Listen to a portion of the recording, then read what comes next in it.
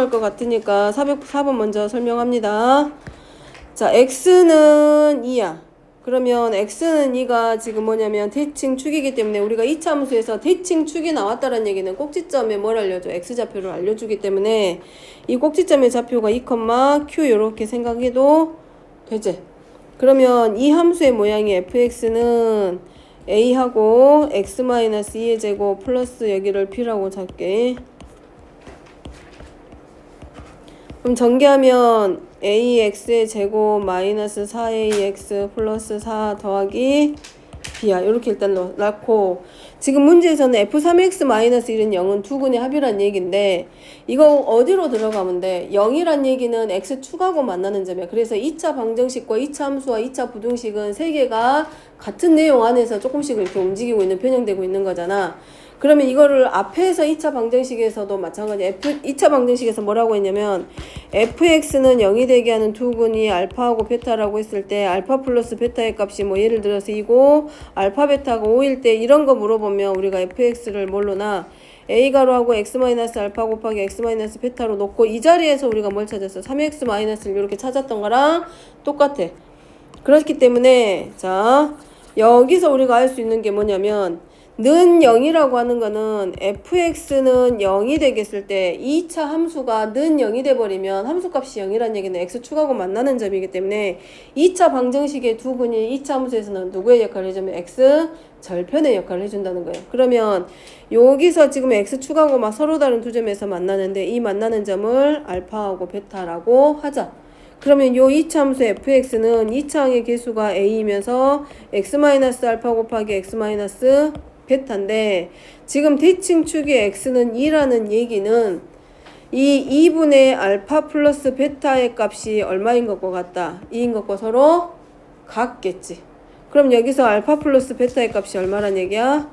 4야. 근데 문제는 누구 물어봐? f3x-1은 0일 때기 때문에 3x-1 알파 곱하기 3x1 베타는 0일 때의 두 근의 합. 따라서 x는 3분의 알파 플러스 1 또는 x는 3분의 베타 플러스 1이 될 거고 그때의 두 근의 합이니까 얘네들이 더하는데 이미 2차 함수의 x 절편을 우리가 알파와 베타라고 놨고 그 두 근의 합의 값이 지금 얼마야? 대칭축이 이기 때문에 그 알파 플러스 베타의 값이 얼마? 4. 됐죠? 그렇게 해서 f3x-1은 0일 때의 두 근의 합 구할 수 있다라는 거. 절편 이용해서 찾는 문제. 자, 그 다음에 405번입니다. 자, 얘는 2차 방정식 우리가 2차 함수 배울 때 또는 2차 부등식 배울 때 제일 마지막 단원에서 2차 방정식 근해 분리해가지고 나온 거 있어. 미정계수의 값이라던가 2차 방정식의 미정계수의 부호를 확인할 때 또는 범위를 확인할 때 두 근이 어떤 기준이 되는 x, 경계점에 해당하는 어떤 x값보다 더 크다, 작다, 아니면 두 근 사이에 누군가가 있다 이랬을 때 판별식과 누구를 이용해서 대칭축과 그 두 근을 위치를 알려주는 경계점에 해당하는 x값에 대한 함수값의 부호를 가지고 미정계수의 값, 즉 2차 함수나 2차 방정식의 계수의 값이라든가 부호를 확인해줬어. 범위 찾는 문제. 그러니까 그래 보면 이런 거 아래로 볼록인 걸 기준으로 봤을 때 두 근이라는 말은 중근일 때도 두 근이기 때문에 축하고 접할 수도 있어. 그래서 두 실근이라면 실근을 갖는다라는 말 나오면 첫 번째 우리가 이런 문제가 나왔을 때 확인할 거는 판별식이 0보다 크거나 같다. 근데 그 두 개의 근이 어떤 경계점의 역할을 해주는 x값 p보다 더 큰 쪽에 있어. 그러면 봐봐. 두 근이 x는 p보다 더 큰 쪽에 있다는 얘기는 얘를 x축에 이렇게 걸쳐지게 그려봤을 때 그 아래로 볼록인 형태를 그렸을 때 대칭축도 당연히 누구보다 이 p의 값보다는 더 오른쪽에 있겠지. 그래서 확인해야 될 게 반드시 뭐다? 대칭축의 방정식. 그러니까 두 근이 어떤 p보다 더 큰 쪽에 있다라고 하면 대칭축도 누구보다 p보다 더 큰 쪽에 있다. 아니면 두 근이 어떤 값보다 작은 쪽에 있으면 대칭축도 이 경계점의 역할을 해주는 x값보다 더 작은 쪽에 있다. 두 가지. 그 다음에 또 한 가지가 이제 뭐냐면 이 경계점에서의 함수값의 부호. 위로 볼록인 경우, 아래로 볼록인 경우이기 때문에 fp, 즉 경계점에서 함수값이 0보다 크다. 근데 만약에 조건이 바뀌어서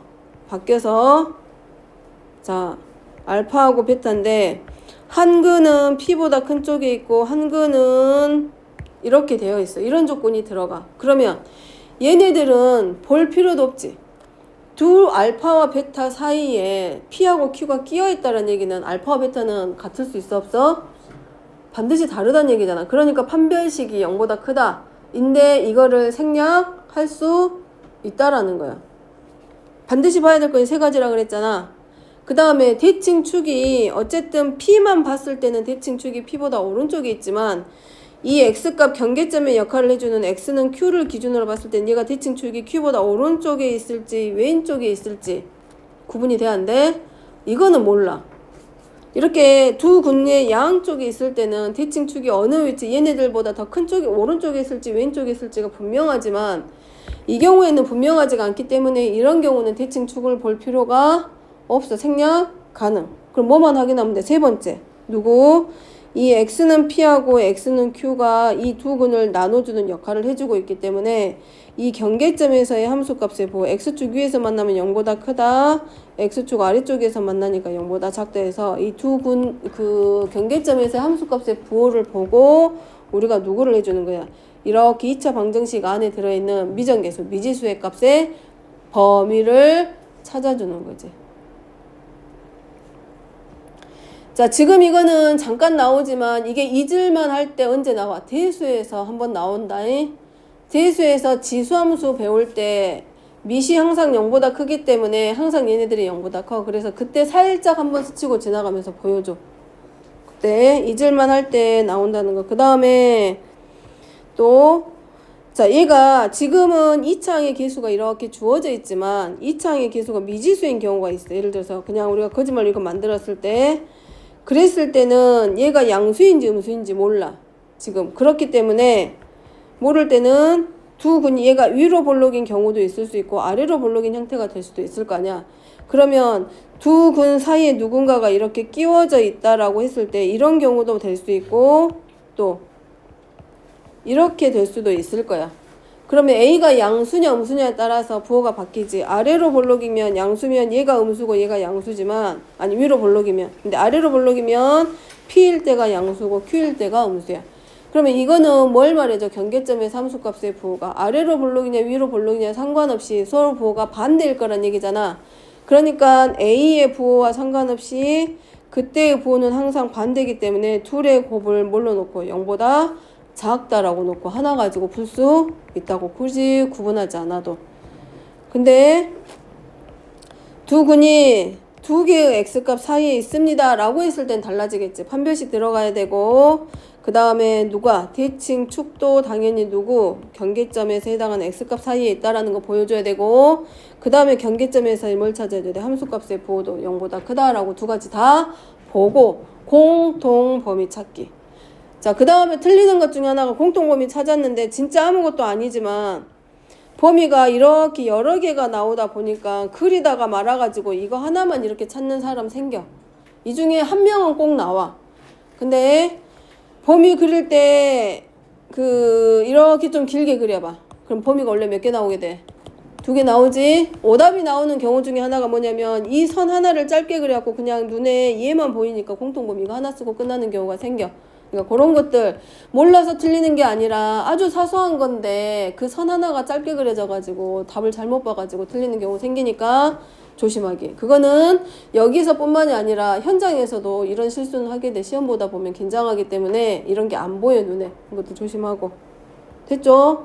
그러니까 여기는 이제 말이 길어졌는데 뭐뭐 확인하면 돼? 아래로 볼록이니까 첫 번째는 뭘 먼저 놓고 판별식이 0보다 크거나 같다. 그래서 9-4a는 0보다 크거나 같다 해서 a는 4분의 9보다 작거나 같다 하나. 두 번째는 추계방정식 봐야지. 그러면 x는 -2a분의 b. 그럼 -2분의 3.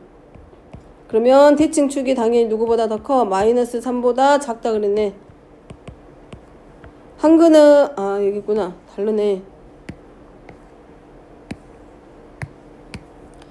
자, 한근은 -3보다 작은 쪽에 있고 한근은 1보다 큰 쪽에 있네. 자, 그럼 얘네들은 알파와 베타 사이에 다른 수가 끼워 들어갔기 때문에 알파와 베타는 서로 달라. 판별식 쓸 필요 없어. 생략해도 돼. 대칭축도 생략 가능해. 왜냐면 얘네 둘 사이에 있을 때 우리는 이걸 대략적으로 그린 거기 때문에 1보다 더 오른쪽에 있을 수도 있어. 상황에 따라서. 그렇기 때문에 빼고 누구만 경계점에서의 함수값의 부호만 확인하기. 이 주어져 있는 식을 뭘로 fx라고 놓고 f-3이 0보다 작아야 되고 누구도 f1도 반드시 0보다 작다. 그래서 둘 사이에서 공통 범위만 확인하면 되지. 자, 407번 먼저 합니다. 다 되었네. 자, 그럼 얘는 할 수 있겠지. 아래로 볼록하고 이 마이너스 1보다 큰 서로 다른 두 실근이야. 그러니까 여기는 뭐 해야 돼? 서로 다르다고 했기 때문에 판별식 반드시 들어가야지. 그 다음에 경계점에서의 함수값의 부호 확인해야 되고 세 번째는 대칭 축의 방정식까지 누구보다 마이너스 1보다 더 크다 확인. 됐죠? 여기는 1 나오지. 그래서 뭐만 얘는 대칭축은 확실하니까 놔두고 누구만 1번하고 2번에 해서 해당하는 K의 범위 찾아주면 되지. 공통범위.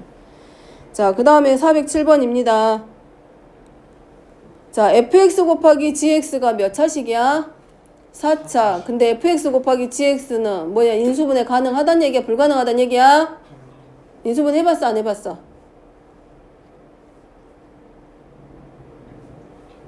뭘 이용해서?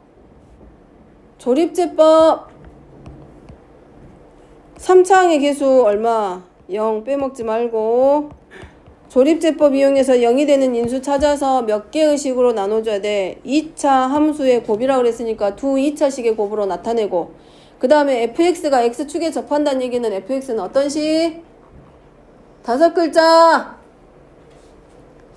x축에 그래 완전 제곱식 찾으면 되지? 인수분해. 일단 오늘은 여기까지만.